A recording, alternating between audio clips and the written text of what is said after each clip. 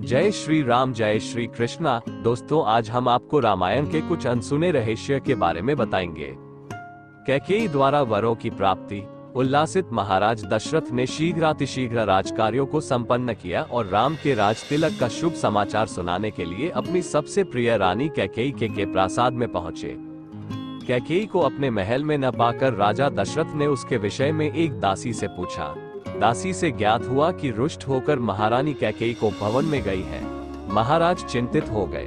उन्होंने कोप भवन में जाकर देखा कि उनकी प्राणप्रिया मलिन वस्त्र धारण किए, केश बिखराए, भूमि पर अस्त से व्यस्त पड़ी है। उनकी इस अवस्था को देखकर आश्चर्यचकित राजा दशरथ ने कहा, प्राणेश्वरी, मुझसे ऐसा क्या अनिष्ट हुआ है कि क्रुद्ध होकर तुम कोप भवन में आई हो? यदि तुम किसी बात से दुखी हो तो मुझे बताओ, मैं तुम्हारे कष्ट का निवारण अवश्य करूंगा। महाराज के इस प्रकार मनोहार करने पर कैकेयी बोली, प्रणात, मेरी एक अभिलाषा है, किंतु यदि आप उसे पूरी करने की शपथ पूर्वक प्रतिज्ञा करेंगे तभी मैं आपको अपनी अभिलाषा के विषय में बताऊंगी। महाराज दशरथ ने मुस्कुराते हुए कहा, केवल इतनी सी बात के लिए तुम कोप भवन में चली आई हो? मुझे बताओ, तुम्हारी क्या इच्छा है, मैं तत्काल उसे पूरा करता हूँ। इस पर कैकेयी बोली, महाराज, पहले आप सौगंध लीजिए कि आप मेरी अभिलाषा अवश्य पूरी करेंगे। इस पर महाराजा दशरथ ने कहा, हे प्राणप्रिय, इस संसार में मुझे राम से अधिक प्रिय और कोई नहीं है। मैं राम की ही सौगंध लेकर वचन देता हूँ कि तुम्हारी जो भी मनोकामना होगी उसे मैं तत्काल पूरी करूंगा। महाराज सौगंध लेने से आश्वस्त हो जाने पर कैकेयी बोली, आपको स्मरण होगा कि देवासुर संग्राम के समय आपके मूर्छित हो जाने पर मैंने आपकी रक्षा की थी और प्रसन्न होकर आपने मुझे 2 वर देने की प्रतिज्ञा की थी। उन दोनों वरों को मैं आज मांगना चाहती हूँ। पहला वर तो मुझे ये दे कि आप राम के स्थान पर मेरे पुत्र भरत का राज तिलक करें, और दूसरा वर मैं यह मांगती हूँ कि राम को 14 वर्ष के लिए वन जाने की आज्ञा दे। मेरी इच्छा है कि आज ही राम वलकल पहनकर वनवासियों की भांति वन के लिए प्रस्थान करे। अब आप अपनी प्रतिज्ञा पूरी करें, क्योंकि आप सूर्यवंशी हैं और सूर्यवंश में अपनी प्रतिज्ञा का पालन प्राणों की बलि देकर भी किया जाता है। कैकेयी के इन वचनों को सुनकर राजा दशरथ का हृदय चूर से चूर हो गया। उन्हें असह्य पीड़ा हुई और वे मूर्छित होकर गिर पड़े। कुछ काल बाद जब उनकी मूर्छा भंग हुई तो वे क्रोध और वेदना से कांपते हुए बोले, रे कुलघातिनी, न जाने मुझसे ऐसा कौन सा अपराध हुआ है जिसका तूने इतना भयंकर प्रतिशोध लिया है। पतिते, नीच, राम तो तुझ पर कौशल्या से भी अधिक श्रद्धा रखता है, फिर भी तू उसका जीवन नष्ट करने के लिए कटिबद्ध हो गई है। प्रजा को अत्यंत प्रिय राम को बिना किसी अपराध के मैं भला कैसे निर्वासित कर सकता हूँ? तू अच्छी तरह से जानती है कि मैं अपने प्राण त्याग सकता हूँ, किंतु राम का वियोग नहीं सह सकता।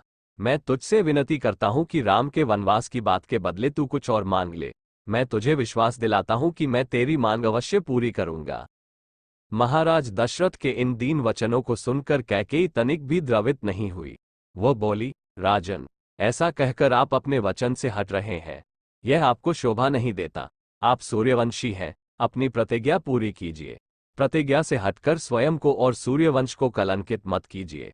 आपके द्वारा अपना वचन नहीं निभाए जाने पर मैं तत्काल आपके सम्मुख ही विष पीकर अपने प्राण त्याग दूंगी। यदि ऐसा हुआ तो आप प्रतिज्ञा भंग करने के साथ ही साथ स्त्री से हत्या के भी दोषी हो जाएंगे। अतः उचित यही है कि आप अपनी प्रतिज्ञा पूरी करें। राजा दशरथ बारंबार मूर्छित होते रहे और मूर्छा समाप्त होने पर कातर भाव से कैकेयी को मनाने का प्रयत्न करते रहे। इस प्रकार पूरी रात बीत गई। अंबर में उषा की लालिमा फैलने लगी, जिसे देखकर कैकेयी ने उग्र रूप धारण कर लिया और कहा, राजन, आप व्यर्थ ही समय व्यतीत कर रहे हैं। उचित यही है कि आप तत्काल राम को वन जाने की आज्ञा दीजिए और भरत के राज तिलक की घोषणा करवाइए। सूर्योदय हो जाने पर गुरु वशिष्ठ मंत्रियों के साथ राजप्रासाद के द्वार पर पहुंचे और महामंत्री सुमंत को महाराज के पास जाकर अपने आगमन की सूचना देने के लिए कहा।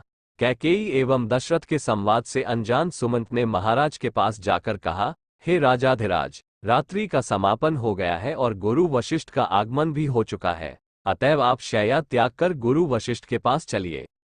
सुमंत के इन वचनों को सुनकर महाराज दशरथ को पुनः असह्य वेदना का अनुभव हुआ तथा वे फिर से मूर्छित हो गए।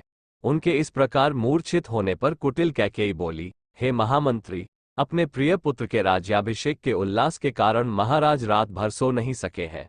उन्हें अभी से अभी ही तंद्रा आई है। महाराज निद्रा से जागते ही राम को कुछ आवश्यक निर्देश देना चाहते हैं। तुम शीघ्र जाकर राम को यहीं बुला लाओ। कैकेयी के आदेशानुसार सुमंत रामचंद्र को उनके महल